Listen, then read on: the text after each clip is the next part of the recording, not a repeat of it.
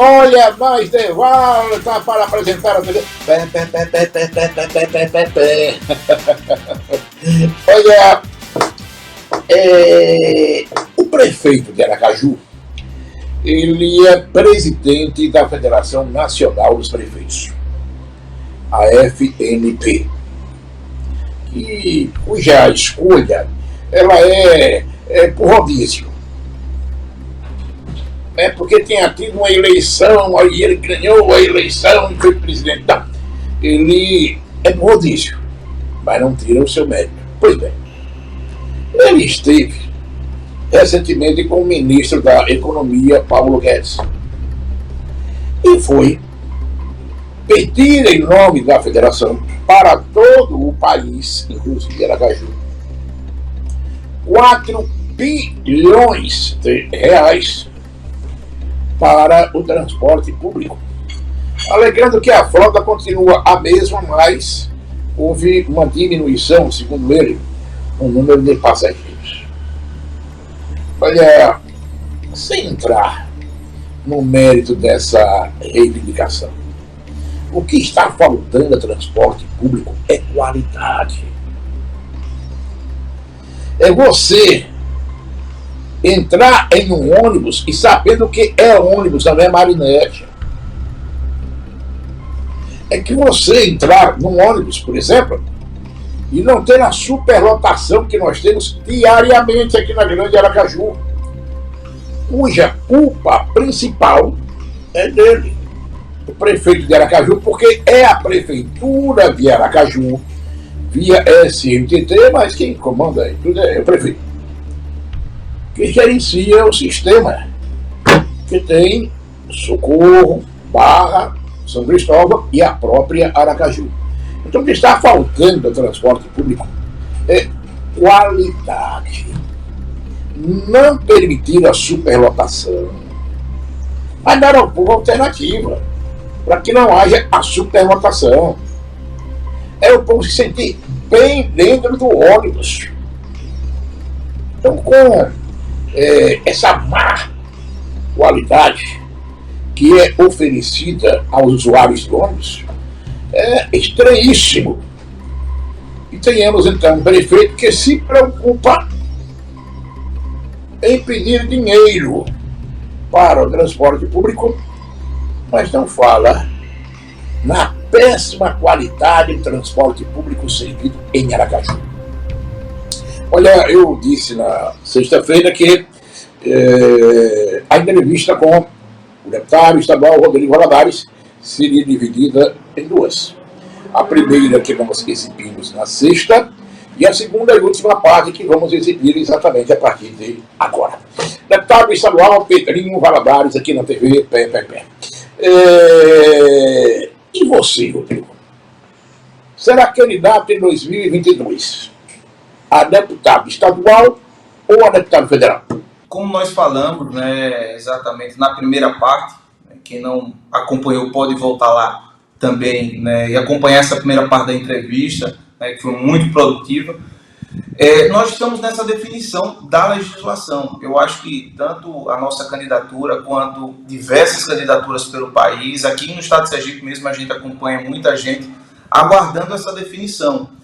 Naturalmente, se for aprovado o distritão, eu devo ir a deputado federal. Se ficar a coligação como está, se ficar o sistema que está, eu devo ir a deputado estadual. E aí, mas agora tem outros fatores, mas, por exemplo, se Bolsonaro vier para o PTB, aí nós entendemos que a gente consegue formar o quociente eleitoral mesmo dentro do próprio sistema. Então seria uma possibilidade aí, na vinda do presidente Bolsonaro ao PTB, nós irmos para deputado federal também. Então depende muito, Gilmar, dessa legislação. Né? Nós temos que ter o pé no chão, nós temos que ter muita segurança no que iremos fazer, até porque nós representamos, né, muitas pessoas, tem muita gente que acredita no nosso projeto, acredita nas nossas ideias, nosso pensamento para o estado de Sergipe, e nós não podemos deixar essas pessoas na mão. Recentemente, a delegada de polícia, Daniela Garcia, assumiu e já está comandando o Podemos aqui em Sergipe. Muda alguma coisa, muda o quadro eleitoral, essa decisão para 2022 no estado? Gilmar, eu acho que depende muito da maneira que ela vai conduzir, né, o Podemos, né, da maneira que ela vai, né, conduzir esse novo projeto que ela iniciou na vida pública dela. Né? Claro que com todo aqui com todo o respeito, né, e nossa amizade ao Zezinho Sobral, pelo episódio, né, quero aqui mandar meu abraço para Zezinho, um amigo muito querido. Estamos em campos opostos dentro da Assembleia, mas a amizade e o respeito, né, se mantém.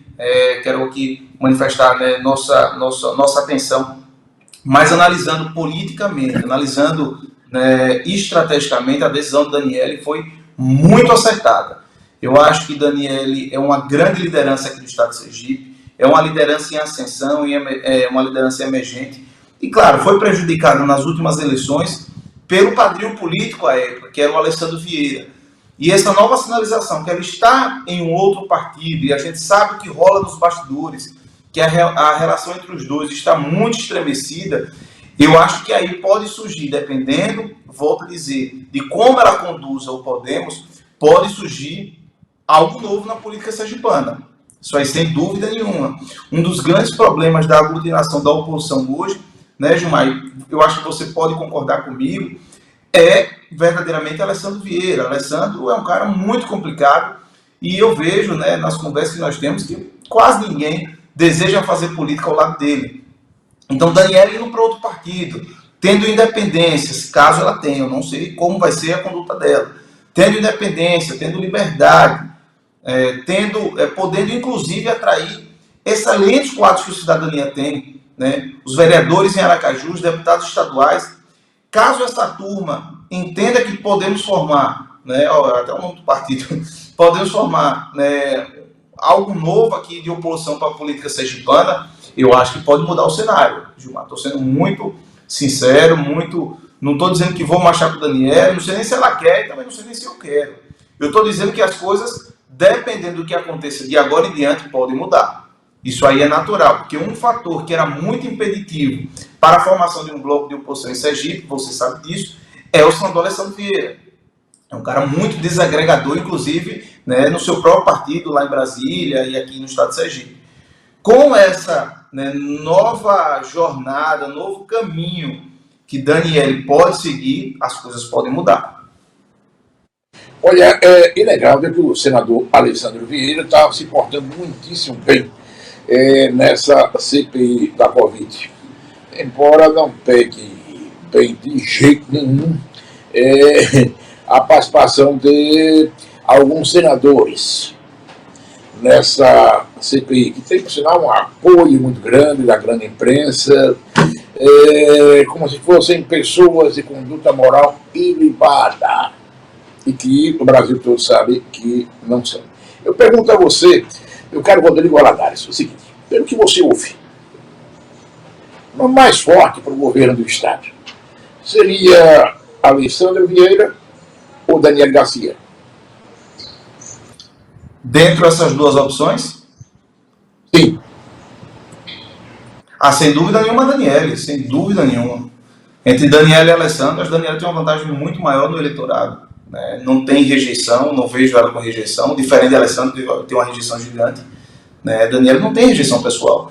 Daniele teve uma votação, né, abaixo do esperado em 2020 por causa do padrinho, não foi por causa dela. Né? Agora, você imagina, Gilmar, veja, eu fui sozinho para essa disputa, eu tive 30 mil votos quase, né? Completamente sozinho, completamente sem nenhum cacique político comigo. Daniele foi com todo um sistema. Ela foi eleita à oposição pela mídia, ela tinha 3 deputados estaduais apoiando, né, vereadores de Aracaju, ela tinha o senador da República, Alessandro Vieira, o segundo colocado para o governo do estado, Valadares Filho, com um cabedal gigantesco na grande Aracaju, sendo o seu vice, o terceiro candidato ao governo do estado, Eduardo Amorim, com um cabedal grande em Aracaju, lhe apoiando, um arco gigantesco de partidos, e eu tive 30 mil votos sozinho, a Daniele teve 55. Então veja que a diferença não foi grande. O que prejudicou verdadeiramente Daniele não foi Daniele, foi Alessandro Vieira, o seu padrinho, e nós exploramos isso porque era a verdade. Nós precisávamos expor a verdade para a população sergipana. Então, O resultado da Daniele, que foi abaixo do esperado, não foi por causa da Alessandra. E eu acho que a Daniele saiu muito fortalecida dessa eleição. É um grande nome para disputar qualquer cargo que venha disputar e não tem rejeição. Diferente da Alessandro Vieira, que no meu ver, pelo que eu converso na rua, pelo que eu vejo nas redes sociais, tem uma rejeição gigantesca, ele não tem mais identificação com um tipo de eleitorado, porque ele foi votado pelo voto bolsonarista, ele foi votado pela direita. E hoje ele faz um papelão, né, contra o presidente Bolsonaro. A esquerda nunca votaria nele porque ele é, né, um senador, um político policialesco, né, Sérgio Moro, Lava Jato, todo esse sistema que a esquerda combate. Então, eu não vejo, né, entre esses dois nomes, Daniel seria muito mais forte. É inegável isso. Rodrigo, o caso do bolsonarismo, né, que se criou muito nesse país, e que é forte. Se alguém disser qualquer coisa que seja contrária ao que defendem aqueles que estão com Bolsonaro, aí vem uma carga enorme de mensagens e de participações imediatamente de forma contrária. Agora, por que é que o bolsonarismo não conseguiu, na eleição de 2020, eleger em Aracaju um só representante? Gilmar, eu acho que muitos fatores levaram a isso. Está muito parecido, né, e a gente tem que fazer um comparativo histórico com a esquerda, né, nos anos 90, nos anos 80, onde existia uma esquerda muito fragilizada, apesar de estar sendo emergente na política, era uma esquerda que não havia união entre as candidaturas e aí a direita sempre vencia as eleições. Eu acho que aconteceu semelhante nessa última eleição. Você não houve a união entre um candidato bolsonarista. Então, existiram diversas candidaturas conservadoras, mas nenhuma conseguiu juntar a quantidade de votos em uma pessoa só para ter sido eleita. Diferente, por exemplo, se a gente for para o outro extremo, para a esquerda conseguiu muito bem se unir, né? Então, a esquerda elegeu Linda Brasil, a mais votada, né? Então, todas as candidaturas da esquerda mais radical foram para a Linda Brasil, né? E o Sintese elegeu a professora Ângela, se eu não me engano, o nome dela, me perdoe aqui. Então, existe essa união maior. Na direita foi diferente, na direita foram muitas candidaturas, né? E pessoas eminentes, tiveram 600 votos, 700 votos, 800 votos, mas, né, não se uniram para que existisse a quantidade necessária para ter sido eleito. Deputado estadual Rodrigo Valadares. Eu lhe perguntei sobre Daniele, sobre Alessandro, mas pretensos candidatos ao governo do Estado. Rogério Carvalho, que pode caminhar para uma unidade de oposição ao atual governo, onde não vai. Edivaldo Nogueira, que não se sabe se será candidato a governador nas próximas eleições. Laércio Oliveira, que, na minha opinião, não será candidato a governador, mas existe pleiteia. Fábio Mitiglieri, deputado federal, que está convencido de que ele, Mitiglieri, é que será o candidato com o apoio do atual governador. E o Rodrigo Valadares fica como em relação a esses nomes? Gilmar, eu fiz um compromisso, né, comigo mesmo, já falei até em algumas entrevistas recentes, na minha rede social mesmo, né, de não me antecipar para essa corrida enquanto os nomes não estiverem postos. Hoje, e eu concordo muito com você, hoje a gente tem um jogo mais ou menos jogado, mas isso é hoje. Na política, né, como dizia Magalhães Pinto, é como nuvem, né, como o céu. Você olha, está de um jeito, quando você olha de novo, já está diferente. Hoje o jogo é a candidatura de Rogério, sendo uma candidatura que se desligaria do bloco do governo, e eu não vou dizer que é uma candidatura oposicionista, porque está no bloco do governo até agora. Então, não é oposição. É uma candidatura divergente, mas não oposicionista. Oposição quem faz somos nós, que estamos, né, fazendo oposição desde o primeiro dia do nosso mandato. Né? Você, Gilmar, por exemplo, faz um trabalho independente, né? As pessoas vão lhe identificar, caso você venha candidato a governador, como um candidato de oposição. As pessoas, caso eu venha candidato a governador, me identificam como um candidato de oposição. Agora, a candidatura que está até agora com cargo no governo, dizer que é de oposição não é. É uma candidatura divergente. Ponto. Então, você vai ter Rogério, que é extremamente forte, né? É uma máquina para trabalhar, uma máquina de política. É um candidato que, se for candidato mesmo, que eu acho que deve ser, vem com o apoio de Lula, que é muito forte, vai dar muita dor de cabeça ao governo do Estado. Rogério, eu acho que é um dos candidatos que tem condições de fazer prefeitos que estão hoje na base se desgarrarem e irem apoiar a sua candidatura, como já aconteceu no passado com Marcelo Deda, por exemplo. Então, é uma candidatura extremamente forte. Sergipe é um estado que sempre teve situação, oposição e muito barulho, né? Muita disputa. E nesta eleição, nós não estamos vendo nomes que apareçam com força como nomes genuinamente de oposição. Os próprios pretensos candidatos, Ulisses Andrade, Edivaldo Nogueira, Laércio Oliveira, Fábio Niquitieri, Rogério Carvalho, estão todos, salvo Ulisses, que é conselheiro do Tribunal de Contas, abrigados no governo do estado de Sergipe.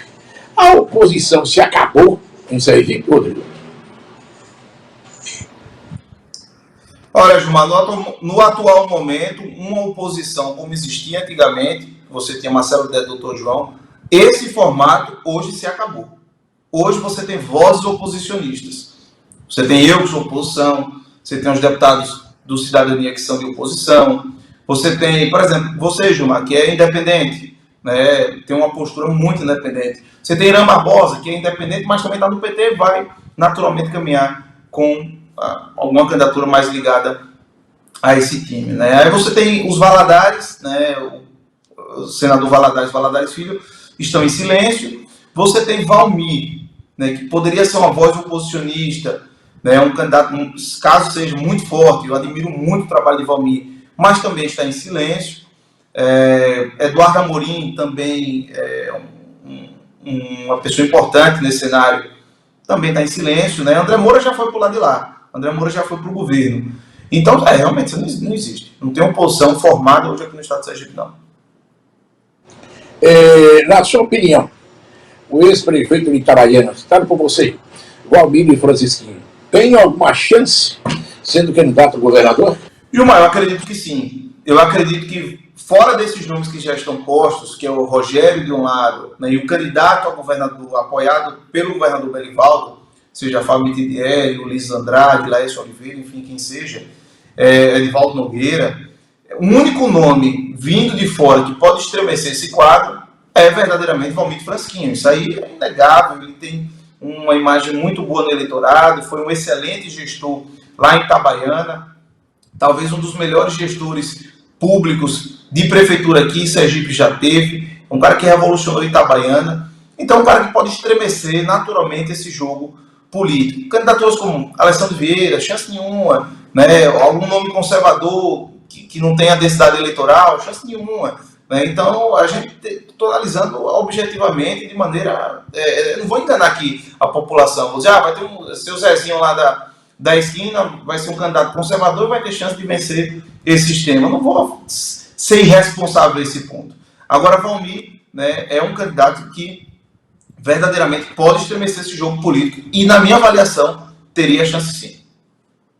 Há uma polarização muito forte. De um lado Bolsonaro, do outro lado Lula, e é uma coisa que, em termos de polarização, não ocorre apenas no Brasil, mas em boa parte do mundo.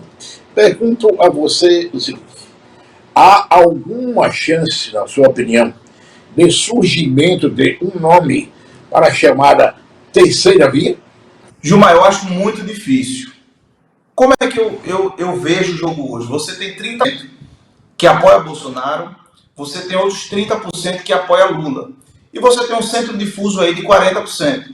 Esse centro difuso é o que pende de uma eleição para outra, que é o cidadão um pouco mais despolitizado ou aquele cidadão que rejeita os extremos. Tem essas duas figuras.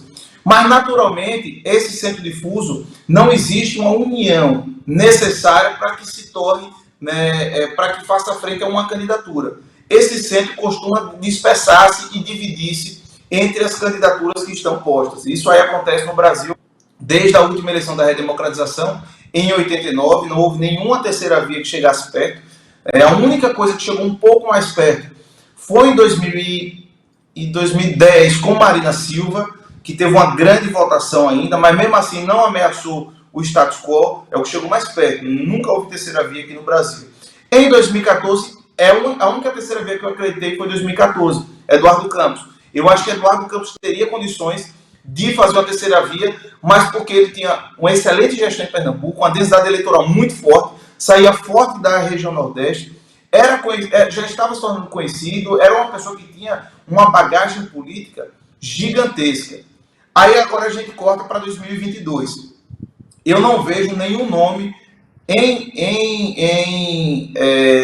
que esteja na política hoje com alguma bagagem semelhante. Porque se você for Eduardo Leite, começou agora, Dória, imagem péssima, Tasso Gereissati, um coronel da política, um cacique da política, né? Então essas candidaturas são candidaturas extremamente irrisórias que vão ter 3, 4, 5%.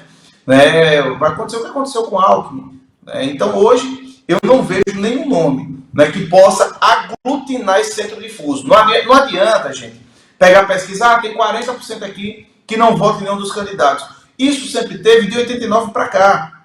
Então, ter que deixar esses incentivadores de terceira via, deixar de querer enganar a população e deixar de maluquice. Isso sempre aconteceu. Agora, esse centro difuso não se une em torno de uma candidatura única. Esse centro difuso é difuso. Esse centro difuso se dispersa nas candidaturas que já têm índice existente. Isso aconteceu em 2018. Isso aconteceu em 2014. Sempre está acontecendo. Então, eu não vejo, né, ninguém que empolgue o eleitorado a tal ponto de bater índice e, né, aglutinar esse centro difuso. Aí falam, só para finalizar, Gilmar, falam de Ciro Gomes. Ciro Gomes tem, sei lá, 6, 8, 10%. Ciro Gomes tem isso desde 2010, antes de 2010, antes. Ciro Gomes, eu acho que foi em 2002 a primeira dele para presidente, que ele também teve algo semelhante a isso. Né? Não, 2002 talvez, eu não me lembro, mas tem muito tempo. Então, mas não é uma coisa muito antiga, uma coisa que já não impacta com a novidade, com a carga eleitoral. Né? Então, volto a dizer, a única terceira via que eu acho que poderia ter ocorrido no Brasil foi em 2014, foi com o Eduardo Campos. Para 2022, eu acho muito difícil. Agora, em política, tudo é possível acontecer. Meu caro Rodrigo Valadares, primeiro, muito obrigado pela entrevista, mas para encerrar, eu deixo 2 questionamentos para você. Uma questão dos respiradores, né, que 9 estados do Nordeste, incluindo Sergipe, pagaram de forma adiantada, a empresa recebeu, não devolveu. É uma empresa acostumada a trabalhar com maconha e não sabe exatamente qual é a investigação sobre essa situação. A pergunta: por que não há, na sua opinião, investigação dura, rigorosa, em relação a esse episódio dos respiradores? E CPI da Covid na Assembleia Legislativa, que ficou faltando apenas uma assinatura. Por que não se conseguiu emplacar a CPI da Covid na Assembleia? Respiradores e a CPI da Covid. As suas opiniões, por favor. Gilmar, em relação aos respiradores, é uma tragédia isso que aconteceu. A sociedade pergunta, a sociedade questiona, cadê o dinheiro, os 48 milhões que foram pagos para essa empresa que trabalha com produtos de maconha, e esses respiradores nunca chegaram e esse dinheiro sumiu. E olha que a grande mídia não fala sobre o assunto. Quando na CPI do Congresso, na CPI do Circo, foi proposto para convocar Carlos Gabas, que é o gestor executivo do consórcio Nordeste, que comprou esses respiradores, foi derrubado na votação. E a grande mídia silencia. Quando foi convocado os governadores e eles foram ao STF para impedir de serem convocados, a grande mídia silencia e o STF dá um embasamento jurídico para isso acontecer. Então você veja que quando existe descaradamente desvio de dinheiro público, no momento de início, num momento extremamente grave, não tinha insumos algum para combater a pandemia. A grande mídia, o grande sistema, conveniente com isso.